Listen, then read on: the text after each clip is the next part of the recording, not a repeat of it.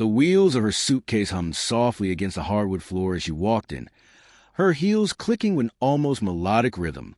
Clara was glowing, her radiant smile brighter than I'd seen in years. She dropped her bag by the door, shrugged off her coat, and breezed into the living room like a woman walking on air. "Hi, honey," she sang, her voice syrupy sweet.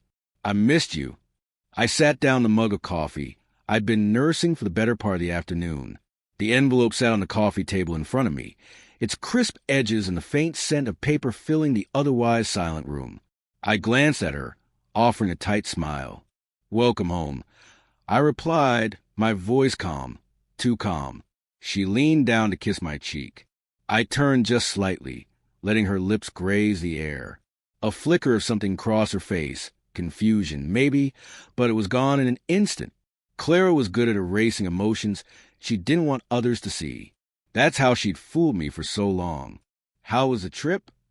I asked, leaning back into the couch, my tone steady as though I were asking about the weather. "Oh, it was great," she said, her eyes sparkling. "Busy but rewarding.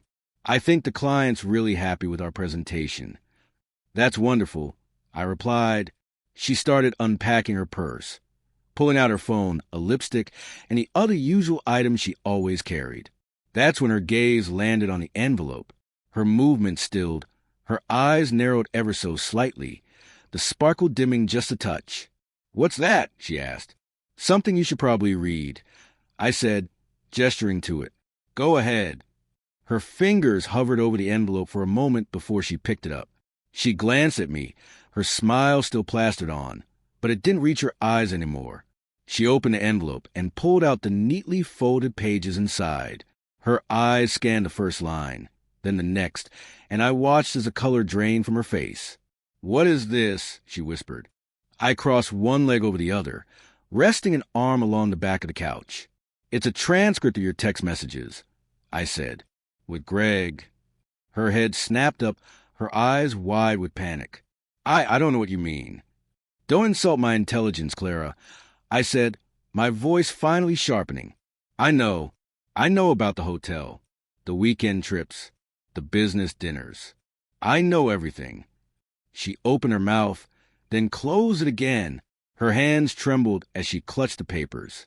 How did you?" she stammered. "It doesn't matter how," I said. "What matters is that it's over." "Over?" she repeated, her voice cracking. "What are you talking about?" I stood, my height towering over her as I looked down at Clara. "This marriage, this charade, all of it. You've been lying to me for months, maybe longer. I've been patient. I've been kind. And this is how you repay me." Her lips quivered, tears welled in her eyes, but I felt no pity. Not anymore. "James, please," she begged. "Let's talk about this. I can explain." "Explain," I said, laughing bitterly. "What could you possibly explain, Clara? That you felt neglected? That you needed attention? Fine, but you chose betrayal. And now you'll face the consequences."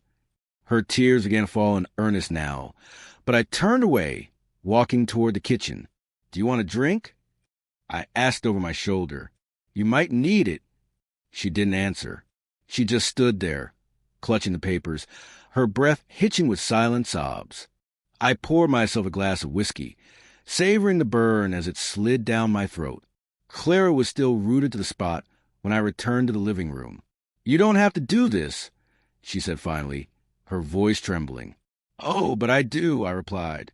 I set the whiskey down and picked up a second envelope from the coffee table. "You see, Clara, I've been busy while you've been occupied." I handed her the envelope. This one contained divorce papers. "No," she whispered, shaking her head. "No, you can't mean this." "I've never meant anything more," I said. "You'll find everything is in order. The house will be sold and the proceeds split. Your car is yours, and I've already removed my name from the title. I've even arranged for your things to be packed and sent to your sister's place." "James, please," she cried, reaching for my arm. "We can work through this. We can go to counseling. I'll do anything." I pulled my arm away, my face hard. "Anything?" The time for anything was before you decided to tear us apart. I'm done, Clara.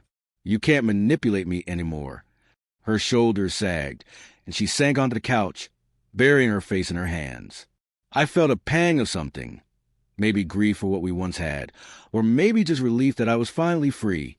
Either way, I didn't waver. You'll find a moving truck outside, I said. The driver will wait for you to pack whatever you need tonight. The rest will be delivered tomorrow. And Clara? She looked up, her mascara streaked across her cheeks. Don't contact me again, I said. This is goodbye. I grabbed my keys and walked out the door, leaving her in the ruins of her own making. Outside, the air was crisp and cool, carrying the faint scent of rain. For the first time in months, maybe years, I felt like I could breathe. The car ride was quiet, the hum of the engine the only sound. I drove to the beach, parking near the shore and stepping out onto the sand. The sun was setting, casting the world in hues of gold and crimson. It was beautiful, peaceful, the kind of peace I'd been craving.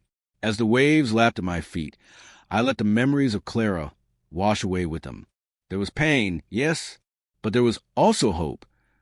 Hope for a future unburdened by lies and betrayal. The glow she'd come home was gone now, and for the first time, I felt like I was the one truly shining.